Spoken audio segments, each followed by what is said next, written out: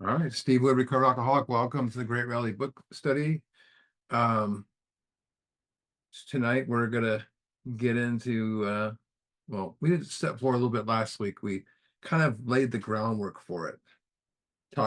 Describe what resentments are, and resentments is this holding on to this feeling of displeasure that we hold on to for years and decades and want to be right. And we got into causes and conditions, but we got into the spiritual malady, and it's the spiritual malady is, if the great reality, God, is deep down within us, then a spiritual malady must be the inability to connect to that spirit within. And we have five common manifestations of that. This is resentments, harms, guilt, fear, sex misconduct. And the cause of those is what we've been talking about for like 3 weeks now: misdirected instincts, pride, self-esteem. We'll get more of that tonight. But the end result is not separation from God. The ego likes to tell us we're separated from everybody else, but it's the illusion of separation, because I can't be separated from something that's already within me. I'm blocked. If left untreated, this malady, my mind will continue to seek out these uncomfort. Comes up once by taking a few drinks. Now, anyone can go do that, but if you have an allergy, it's going to set you off on a whole different level. And the remedy, of course, is 429, the house cleaning, and that's what we're getting tonight. And what happens when we do 429? We start out mentally and physically. The obsession is removed. So I'm going to start off with a story this week, and it's one I've heard many years ago. There's a snake that's crawling it's going all over the place, and it comes across this old, saw blade, and it gets cut on it. And the snake gets all pissed off and in anger wraps himself around the saw blade, and with the attempt to squeeze the life out of the saw. And the more he squeezes, the more it cuts into him. And he squeezes more and more pain. The more pain he gets, the more he squeezes. And the snake is absolutely refusing to let go and dies, not knowing the whole time he needed to let go. You know, you know, it's the internal pain that we need to let go of, and where we're going. Instead, the snake unfortunately lost his life, and didn't even see it coming. You know, we must let go of our anger, forgive others, and move on, and don't give you know don't give people or things power over you. That's the most important thing, because it will kill you. But nothing eats a person from inside out like anger. It's a very paralyzing emotion, and it's capable of completely shifting our thinking. We can be calm, and a second later we're in this emotional rage. That's why emotional security is being affected, right? And the instincts, and we have no clue. The sad thing, we have no clue where this is coming from, and we over time realize how much power it has over us. How many lives you know has anger, our anger engulfed. The resentments, not only they drive our thinking, but they drive a lot of people out of our lives. you know these instincts, my social instinct, go prove you're right, go seek revenge. And we believe we're defining the other person. We're only defining ourselves. So we must discover the $1 million question: where are we to blame? you know so we can let go, or let God remove this stuff, regardless of whose fault it is. And if I'm asking God, you know if I'm letting God remove these defects of character, then God doesn't care whose fault it is either. Something to think about. And you know I always ask this question in step four. I had mentioned it last week, and it's what Einstein said: the most important decision we will ever have in our life is, do I want to live in a friendly or hostile universe? Do I want a life in a universe that's filled with hostility and hating others, or do I want to live in a universe filled with peace and love? Simple. We tried running away from our past, trying to forget, acting like things didn't exist, We tried therapy, anger management, but blaming others was the one that worked, we thought maybe worked the best. And we use alcohol to self-medicate. Again, you don't have to be an alcoholic to have all these anger or spiritual malady, but if you are an alcoholic, spiritual malady is very dangerous. Other people can get away with it. Other people can get away with being self-centered. I had a friend of mine describe it like this. It's like we carried around this big bag of manure called our past, and what people have done to us, what people said, the bad things they did, and negative situations, the guilt we carry, all this stuff, right? Negative situations. And we stayed, bonded to our wounds of our past so much that we identify ourselves only on the basis of those wounds. Then we reach into that bag of manure and smear all over ourselves and wonder why people don't want to get near us. What did I do wrong? So rather than living in the past, you know, we're driven by it. Many of you have probably heard the spiritualist writer Alan Watts, my favorite people, and he explained the past very good. And it's a great way to lead into this step 4. He says, hypothetically, you're on a boat and you're heading up a river, and you're standing at the back of the boat and you see the wake. So you know what the wake is, the trail left behind the boat, and tells us where the boat has gone, it is going, and it fades away. But is the wake driving the boat? Does it have power of the boat? No, the engine does that. So is it possible that the wake trail left behind the boat, um, is it possible for this wake behind the boat to make the boat go? It can't. It's just a trail behind. It's past. The wake doesn't go, make the boat go forward. Our trail, our past, one of the problems is that we have a tendency to let our wake, our past drive us, and we stay attached to it. We let what happened to us in the past determine what's going to happen next in our future and everything. So in the midst of resentment, we fail to see the truth that our past drive us. And, we blame others. The wake of our past makes us go. And, we need to look deeply into this wake, as I'll say it, the trail left behind, to examine it, see the reasons why we're going in that direction. And step 4, we look back into our personal inventory, so we can discover what caused our suffering. And it's just an illusion we created. That's what we see.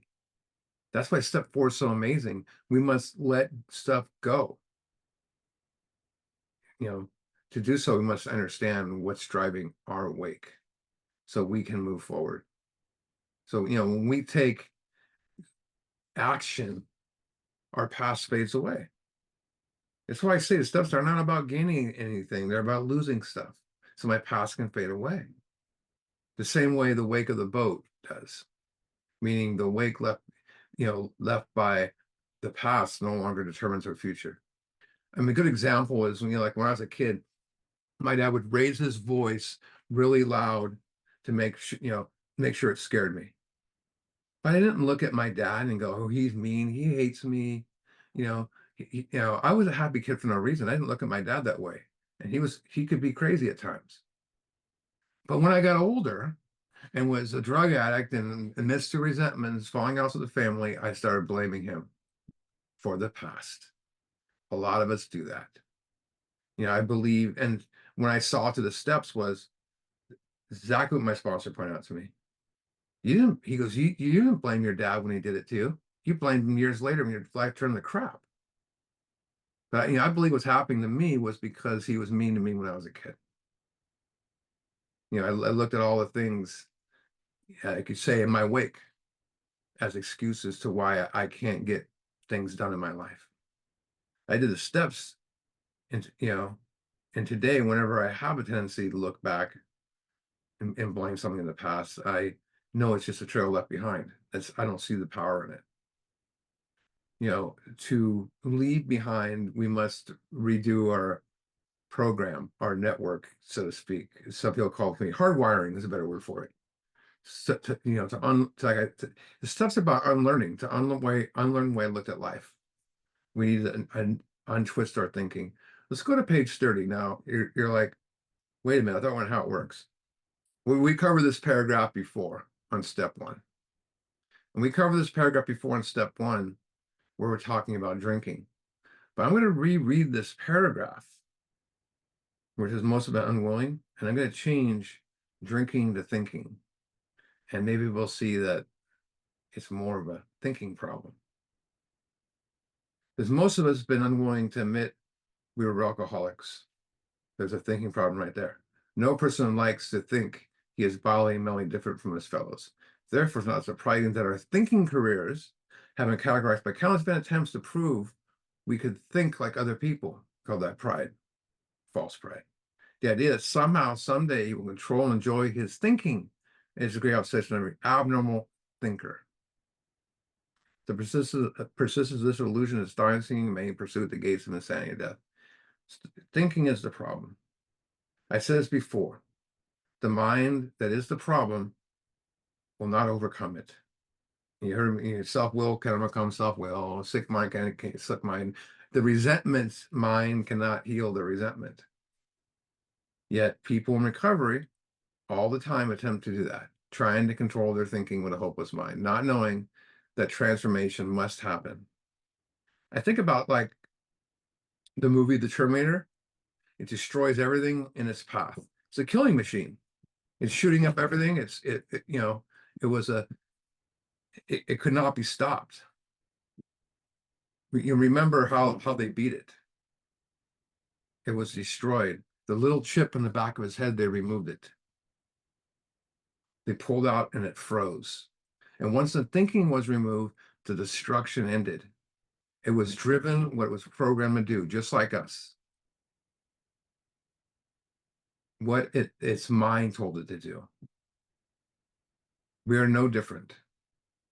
Until these elements get removed from our program, we will continue to hurt the people. I mean, an insane mind will always try to look for solutions outside themselves, right? Let's look at AIDS, for example. I mean, it's frightening, saddening, and everything else that 80–90% of AA members today, well, at least where I live, believe that the solutions are outside themselves. Then they put those ahead of the solution of steps. What do? They change. They think change is being sober, getting a new job, getting a new relationship, moving out of the house, and they look at the solution in meetings and other people. Remember, I did the root, and Under the Ground tells the story, and all the resentments underground. We cut off the tree, which is the alcoholic, and we're in AA, but the root's still there. And these same people, we go to meetings like that, and we sit there miserable. And these people, they hurry to the next meeting, check in, and write all slogans, all with a crazy mind, discussing ways to stay sober and shield themselves from what they call temptation, one day at a time. Still fighting everything, including alcohol. So bad that most people think that alcohol is a fight, because they're still driven by misdirected instincts, still blinded by the obsession. I call it walking around to sleep. Again, transformation must happen. How did you feel when you weren't drinking and dry, sitting around? All you could think about is your resentments. I was just talking to a good friend of mine today, and he goes, I'm having insomnia because he wakes up in fear. He's a normal. I mean, he's not an alcoholic. I'm trying to help him, but he's not an alcoholic. He just has a thinking problem, and he wakes up in fear and he can't sleep because his mind starts spinning about all his financial issues. And I know what that misery is, and then you get in the bitter, blame, and angry. I had no clue until I did step 4. That so many ran away from it, and they pay the price. So until you take that action, you're going to be at the misery or whatever drives your thoughts. You will continue to struggle with your thoughts, emotions, behaviors. Remember the old proverb, I become what I think. So we're on page 64. So it says, in dealing with resentments, we set them on paper. So that's the condition right there. We have several conditions in here. In dealing with resentment, we set them on paper. So a condition, it's something that's required to achieve something. When you put it on paper, it slowly starts to lose its power. I all I knew was when I put it on paper, all of a sudden I started to kind of see what I was doing was taking me somewhere, right? We listed people, institutions, and principles with whom we were angry. Were, past tense, you know. Let's look at those three things. A lot of people, when they're do, I've heard of hundreds and hundreds of fifth steps, and a lot of people, I'll take over from other sponsors, and I always push them very hard to. It's not just people, institutions, and principles. And so people just want to have family members and stuff, and so that means they're still angry at the other thing. So people, I mean, that's just the body of human beings. That's a tribe, race, nation, or culture. It goes all sorts of different directions. You know, you know, not just people. Any type of person, any type of race, any type of thing, a person. But institutions is one they ignore, and that's a society or organization, foundation, establishment, a business, or a long-held custom. Example, marriage could be your place you worked at or used to work at. Could be a bank, could be anything institution. And people run around in recovery and they say they're not fighting anything anymore, but mention politics to them, mention anything to them, and they go bonkers. They're still fighting. And the one thing I want to mention is still fighting. I mean, it says 84, we cease fighting anything or anyone, right? That's the condition of being recovered. Principles, a system of beliefs, morals, rules, laws, standards, ethical standards.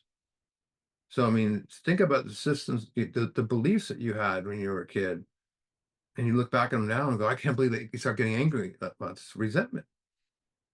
Or rules or laws. You have any resentments against laws? So we'll argue about them, but we got to write them down. We ask ourselves why we were angry. So angry, I mentioned earlier, is a presence displayed for something or somebody. We hold on to that. It's called resentment. If you ask a person why they're angry, they have no clue. I mean, so look at this question. It's why we were angry. Here's why. In most cases, we found that our self-esteem, that's self-esteem is my evaluation of self. How I feel about myself could be low self-esteem, where don't feel I'm good enough. Think of resentments that made you feel low, or you're high, you're high self-esteem. You're better than that person. You want to go kick their door and bang their head in. Our pocketbooks, that's our material security. Our ambitions, that's our goals for the future. How many of our goals got changed to one resentment or one harm?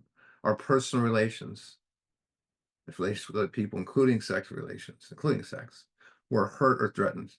So we're sore, we're burned up. So our grudge list, we set aside, each name our injuries. So a grudge is to harbor ill feelings against another person. This is not a word. There's, some I've looked at people's 4 steps, and I'm not knocking them or anything like that, but they'll have a grudge list they list prior to the resentments. This is another word he's saying. You're making a grudge list, and I have guys that I sponsor and women that tell me I have no resentments. It's pretty comical. Or they all say about harm. The only person I ever harmed is who? Myself. Or they tell me with resentments, that was a long time ago. I don't live in the past. But I know I say, well, what if I invite that guy over? Or that woman over? Oh, I don't go near them anymore. I refuse to put myself near them, but it's in the past.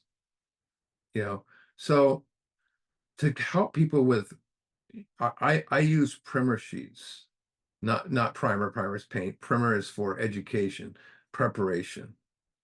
Um, I not a fan of the resentment prompt sheets that give you 200 listing of resentments and you sit there and copying them down. And, oh, that's a good one. Oh, that's a good one. That's a good one. But it's not in here. The prompt sheets are Joe and Charlie come with those. They're pretty good, but I don't recommend them. So let me show you the one that we use. And it's just as simple. This is not a hard step.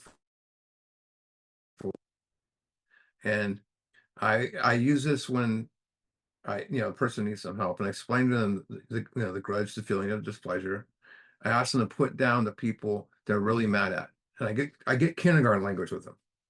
Write down the people you don't want to talk to anymore. Write down the people that screwed you over. Oh yeah, and this is people. This guy, I ask them if any of them goes. How many of those goes years back? And they'll go, oh, this one's like when I was a kid. And I say to them, I thought you said you had no resentments. I explain to them all these names you resent, you're holding on to. And I have them move it over to the resentment inventory and write the names down in column 1. And I look at them again. I said, I thought you said you had no resentments. It's a good way to start it. It's simple, kindergarten, right? Let me close that out. It's good. It's just an exercise to get people going. I used to just give it to them on binder paper, but I like to make it, a graph of it now. But so we set names our injuries. Was it now here's more instincts. Was it our self-esteem, right? Was it our self-esteem? Second. Was it our self-esteem? We already went over that. Was it our security, our ambitions, our personal relations, including sex, were interfered with? What does interfered mean? It means to obstruct, to force, or threat. When instincts get, when I get a resentment, my instincts are hurt or threatened, right? How do I get past that? Some people say drink. No, we harm to satisfy our instincts. So it says in the book, we're usually definite as this example. Now, this cracks me up because how can you get past definite example? What definite means sure, certain, clear, right? One thing that blows my mind is how many people can screw up inventory really quickly. Write paragraphs on just the instincts, right? And I mean, inventory is turned into an essay exercise that takes you 2 hours to write down one resentment, and people are on 6 months. It's not meant to be. 4th step is just getting it down on paper. The 5th step is when it kicks into gear. But it always amazes me how people can screw this up. And even more is that they screw it up when we have a definite example. There's hundreds of inventory sheets out there now floating around. And I got silver, there was one. And there was that you could also do it on binder paper out of the book. That's the only way I saw it, 2 or 3. Now there's 5 columns, 6 columns, 8 columns, or they put, something you write at the end after the, selfish part and everything. But we have definite clear-cut directions. And, when we have this definite example and it means something that's guaranteed, that's not going to change. And it goes with synonymous words like certain, exact, and final, and guaranteed, and true, and precise, correct, right. I think Bill's telling us something. This is how it's done. This is how it works. And what happens if you change how it works? You receive how it doesn't work. And people change the recipe and they wonder why they fall. They wonder why they don't get results. It's the old grandma's cookies recipe story. I go to Kicken's house and she makes the greatest chocolate chip cookies I've ever had. And I said, give me this recipe. And she writes it down. And I go home and I go, you gotta be kidding me. There's like 30, there's 30 ingredients on these cookies. So, I'm going to stick with the chocolate chips and all the good stuff and get rid of all these special spices she throws in there, and I make it. Now, I have a pretty good cookie, but I no longer have the greatest cookie I've ever had in my life. I have my own invention. And that's what happens when we get the steps. We get something that might satisfy us a little bit. You know, I want the outcomes promised in this book. And he also uses the word example, definite example. That means example is a model. So when they say example, they're saying this is the model we follow. It's definite. Let's look at it, right? I'm gonna, well, let's look at it. It says the cause. That's the incident. What happened? Some people call it column one. Affects my, that's the instincts, pattern, or behavior. And you have Mr. Brown, attention to my wife. We're going to go over this in a minute. So this is, breeze through it real quick is, Mr. Brown's attention to my wife. Told the wife of my mistress. You see it, he's pretty vague on the instincts on here. He only checks a few of them off. But, Mrs. Jones, she's a nut. All the stuff that she gossips, you know. I'm going to show you the inventory packet compared to what he has in the book.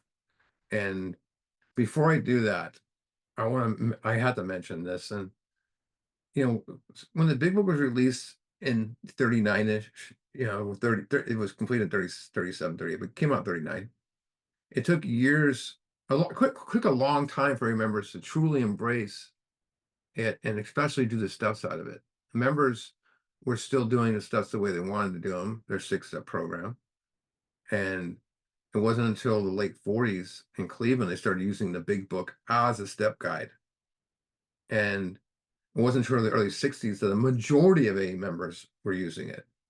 And so but what happened was you had a recovery room started in the 60s, plus you had speaker discussion meetings started where everyone can talk rather than just speaker meetings. And um and um and in the everyone had their own version of step 4, and most were really very watered down. No one could explain it very well. And that's coming from old timers that told me that, and members would argue over what it meant. In 1973, Jill McQuaney and Charlie Parmalee were they met at an Al-Anon convention, and Charlie was the A speaker that day, and Joe was there to accompany his wife, and they both fell in love with each other because they had common love for the big book. They also had in common was they could not find anyone to study it with. They each did book studies that were small at their houses, and they would go to each other's, and then they merged them together. And they went from one of their houses, they outnumbered it and outgrew it. And then they moved to a church where it was forever. And they considered themselves AA fundamentalist, and all they wanted to do was simple approach, that's in the book. So they started it, that's when they combined it and everything. And in the 80s, they were the main speakers in an AA convention. I remember heard the name of it before, I forget what it is, but they're supposed to speak back to back. And they were waiting backstage, and Joe says, "Why don't we just talk together?" And they walked out there together. No one's seen anyone do it before. And they were kind of doing a mockery Abbott Costello type thing, but then it turned in where they got serious. They told jokes and stuff, and everybody was into it, right?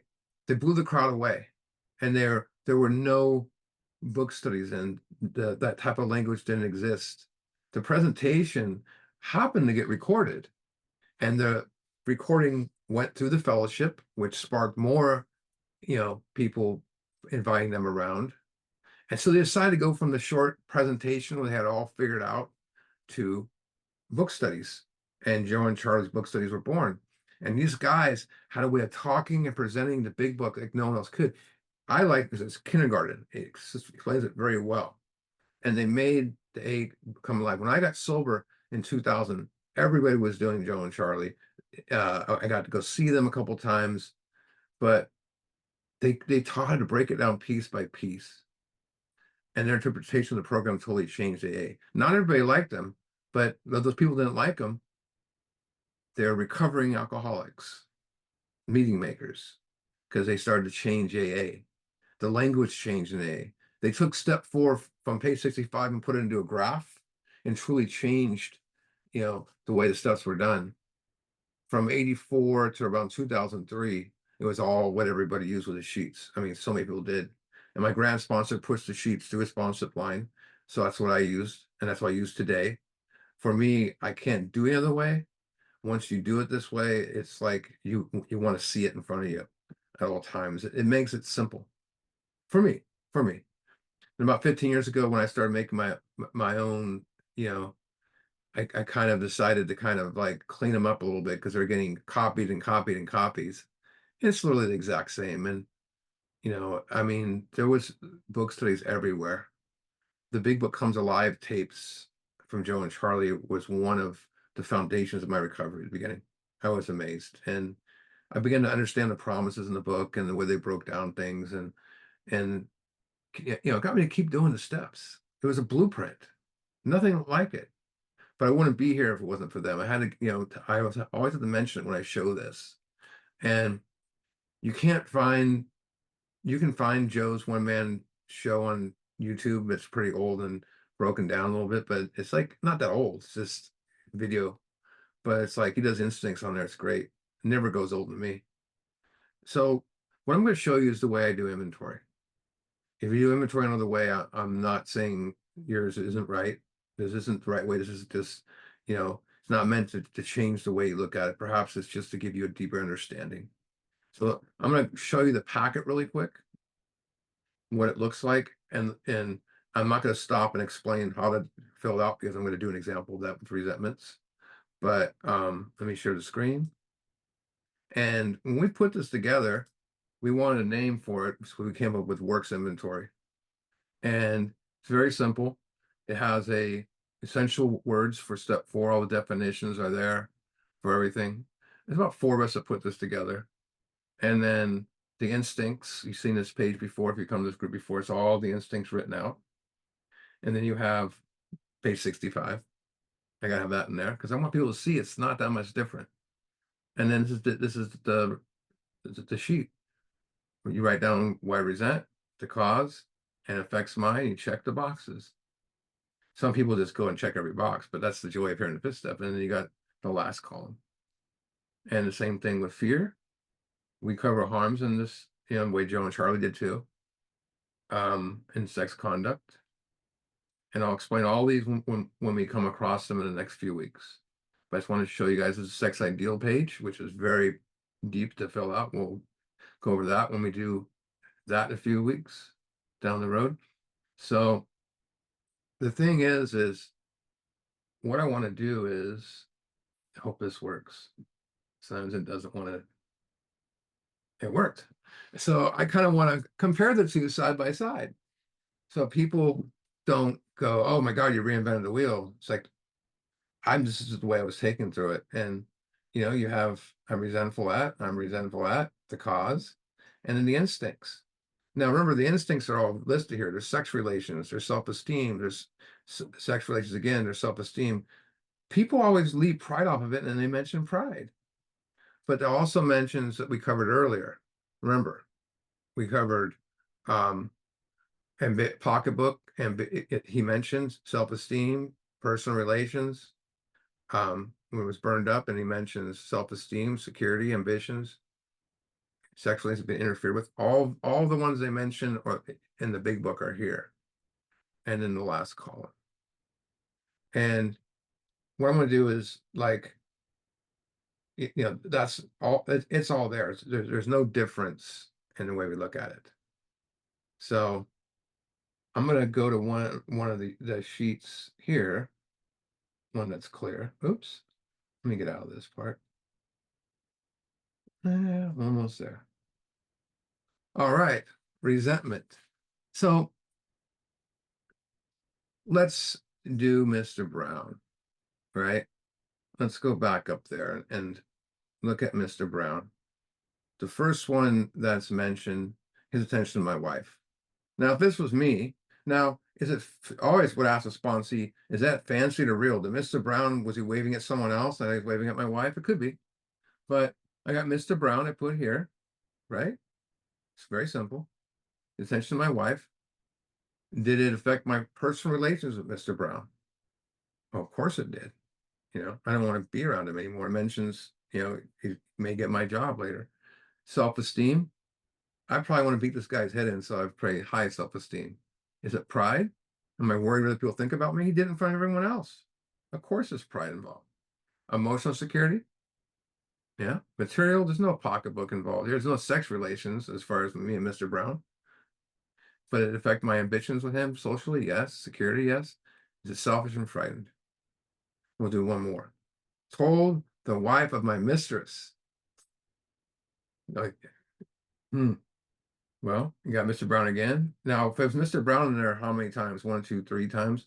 I would put Mr. Brown and draw a little arrow here, so I don't have to write him down so many times. So like usually like I did my dad, I wrote a whole page. To my wife and my mistress, same things. Personal relations, self-esteem, pride, emotions. But sex relations, he screwed everything up. Social security and sex ambitions were destroyed. That's pretty much the basics of it right there. It's not that hard. I'll do one of mine. You know, the one thing is when I write out a resentment inventory, I write who I'm angry at, the cause, and all that stuff like that. If the inventory stopped right there, if it stopped right there, all we have is a confession, right? Fold the paper over hypothetically, and you get 2 columns. It's a confession. This takes it way deeper. The affects my column. That column, this makes it about me. It tells my story. It tells my story, why I did what I did. We see why we did everything. By knowing, understanding what drives me, I start to see things differently, right? Much differently. And it changes my outlook on life, the way I look at life. It's all the exactness of my wrongs. And we told people about our wrongs before, right? We told people, that guy screwed me up, but have you ever told anyone the exact natures of your wrongs? That's this part right here. But what does exact mean? Right? Precise and accurate. Nature is a characteristics by which something is recognized. It's the characteristics. So the exact nature for my wrongs is the precise characteristics by which something is recognized. It's way deep. We're going way deep here. Again, amazes me how people can screw up inventory. And more bewildering that they screwed up, like I said, we have an example in the book. Let me give you an example of mine. My dad. I'm going to show you the way I wrote it the first time, and I like to tie this in because it's very important. I wrote down, so I did my 3rd step prayer, and my sponsor told me right away to write down 1 resentment. And I wrote down, my dad hit me when I was a kid. And my sponsor kind of smirked, and I go, what are you smirking about? And he goes, well, that's too vague. Well, I want to get down to why you did it. Normally he would say this in step 5, but he said that night he wanted me to have an understanding, and I don't need to be so vague. He goes, when was the time that he did it that changed everything? And I sat there and I go, yeah, I was 11 years old, and I talked back. I was after my game, and he yelled at me for making an error or something, and I told him to shut up or something like that. Talked back to him. He smacked me in front of everyone. And back then in the 70s, that was kind of common practice, I guess. But it changed everything after that. So did it affect my personal relations? Yes, self-esteem was low. And since it was always low because of instant, I could never felt like I could live up to what he wanted me to be. And pride, everyone saw it, emotional security, social security, under ambitions, and selfish and frightened. It's not that hard. It's not that difficult. Inventory is not that's as easy as it goes, easy as it goes, you have institutions as well. I mean, I won't get into a whole example, but, I resented institutions for a long time. There's a lot of them. I resented the institution of marriage. I resented the political parties, that doesn't go on today, but no, just kidding. But we see it happen all the time. And I resented all that stuff. And I had to put all that down too as well. Laws, all sorts of things. So let's look at this last column. Now you might recognize that I don't have selfish and frightened, self-seeking, because since we do resentments, harms, we put the dishonest, self-seeking, frightened there because these are action words. Dishonesty is the act of lying, stealing, cheating, deceiving. Self-seeking is the action of self-centeredness. It's no longer a thought in my brain. Let's go back to here. It's just a thought. Resentment's a thought. It's not an action. Fear is a thought. Harm is a thought. I mean, is an action. And sex conduct can be a fear. It can be a resentment. It can be a harm. So it can be a thought or an action. A lot of people, for some reason, call it's like sex harms, and it's not. We'll get into that when we get to sex conduct, but let's go to 67. And it's going to say, referring to our list again, putting our minds with the wrongs others had done. We resolutely, that means showing firm determination, resolutely look for our own mistakes. Another word for look is searched, right? Mistake can be a thought or action, misguided. It's a misguided wrong, right? Some people call our errors. And the thing about it is, he says, putting out well, we'll come back. We're going to break this down a second another way. So the thing about it is, it says, where have we been selfish? Now, I'm going to show you something that a lot of people don't point out. Cover up the word where, right? Let's get rid of the first word where. It would just say, had we been selfish? Now it's a question. I mean, that's not a question. It would just, be, had we been selfish? The big difference is adding word where, we're looking for a location now. Where have we been selfish? Not had we been. Because what we'll say. We add the word where, it's telling you that you've been selfish. So where selfish, of course, is telling mostly my own needs, a little or no thought of others, no interest in other people. It's a thought. Where we've been dishonest. I said a minute ago, act of lying, stealing, cheating, deceiving others, right? We never did that. Self-seeking is the act of pursuing my interests and needs. Selfish in action. So I get a resentment against Ali. I hold it against him for 6 years, and I see him walk down the street, and I knock his clock off. Well, now it's no longer selfish, it's self-seeking. And he probably went self-seeking back at me. Where have we been frightened? So frightened is a state of fear, full of fear. It's not just a fear, it's your life has been drowning in fear. So the situation has not been entirely our fault. A lot of people don't want to see that. We try to disregard the other person's involvement entirely. That's the person in column 1. So that's person in column 1. Look at this question. Where are we to blame? What's the most unique feature of anger? It insists others are to blame.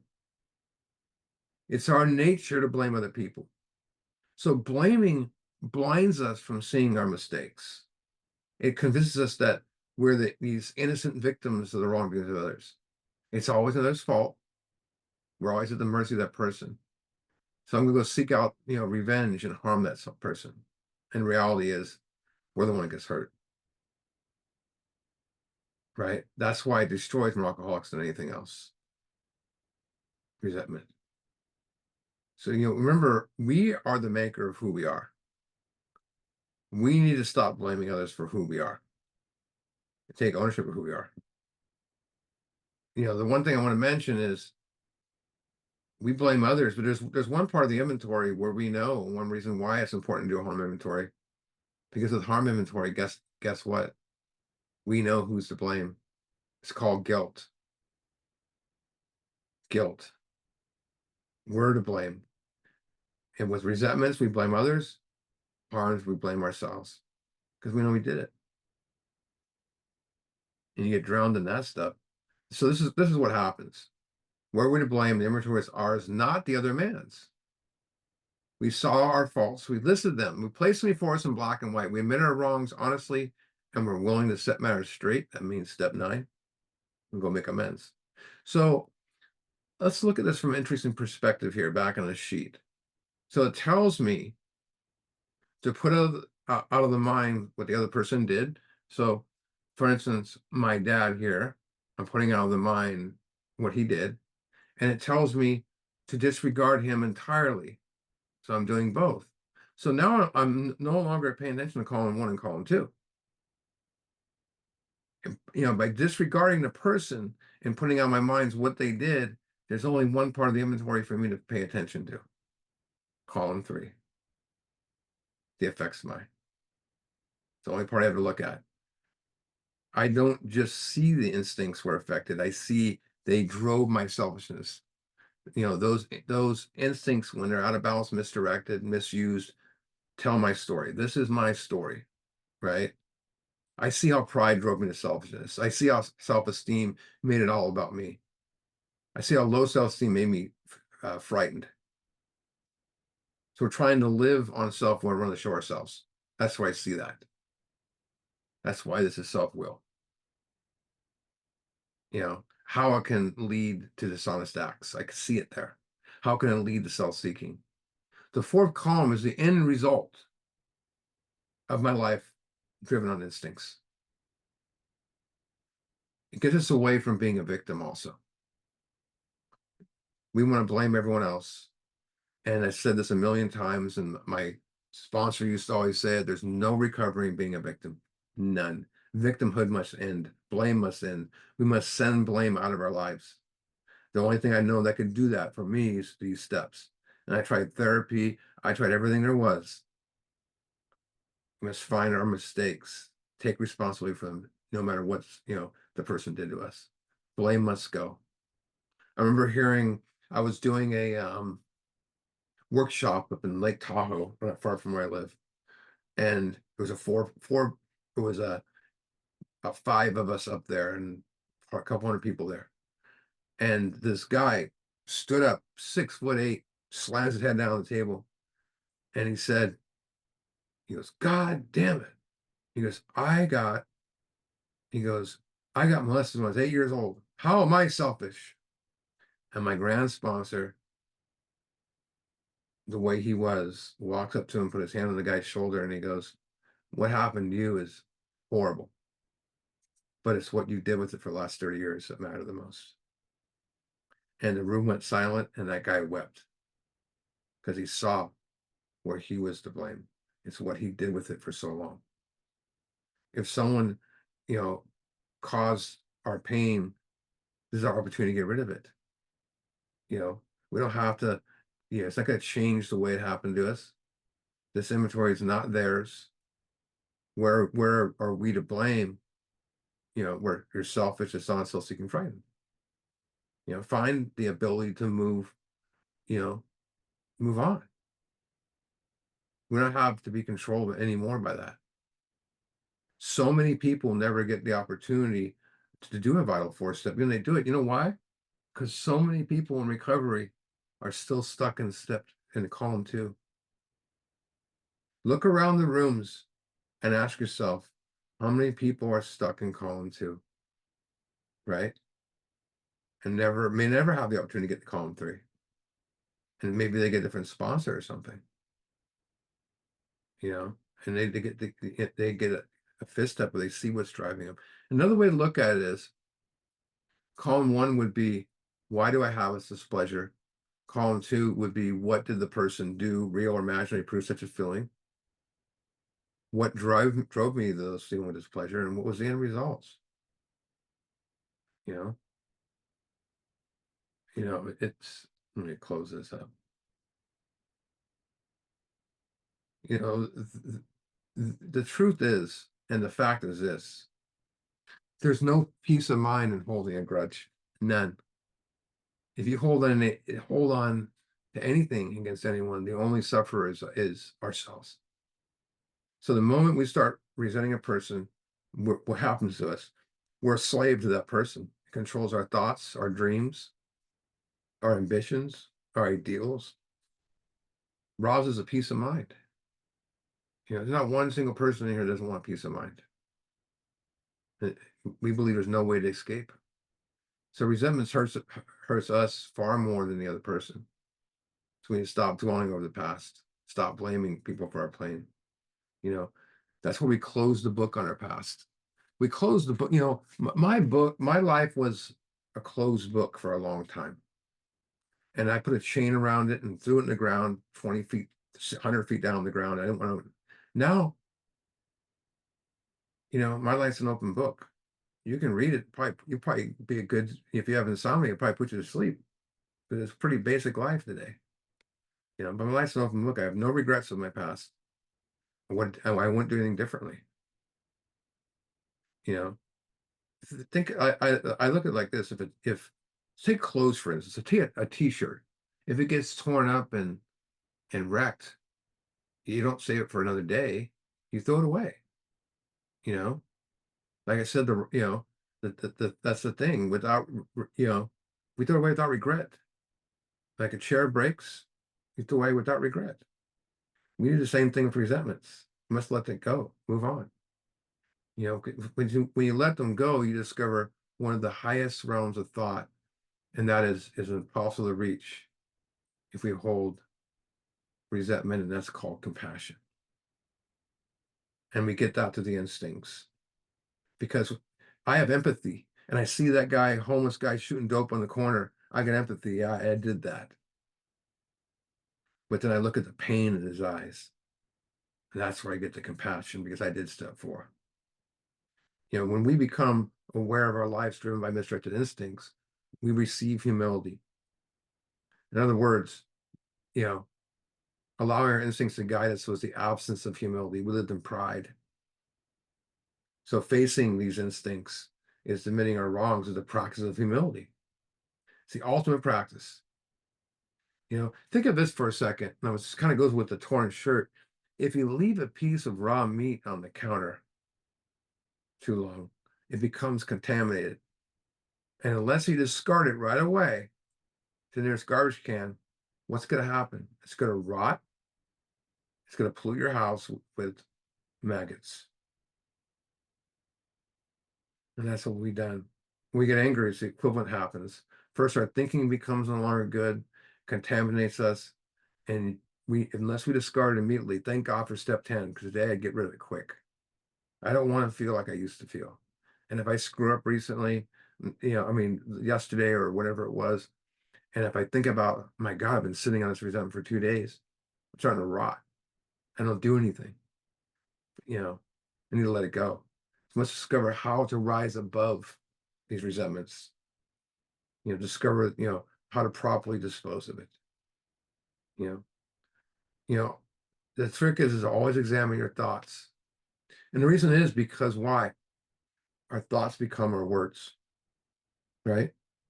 And be honest with your words, because our words become our actions, right? What about our actions?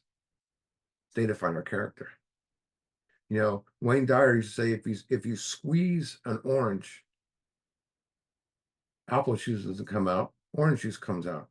If you squeeze an angry person, what comes out? Anger. If you squeeze a loving person, what comes out? Love. So if your character, your actions define you, because that's your character. And it is your character that you want to define you, propel you to greatness. Because, good character is the result of one thing: hard work. Hard work. This is a cool freaking program. There's nothing like this. So next week, we're going to look at arms. And I'm going to stop the recording so we can talk.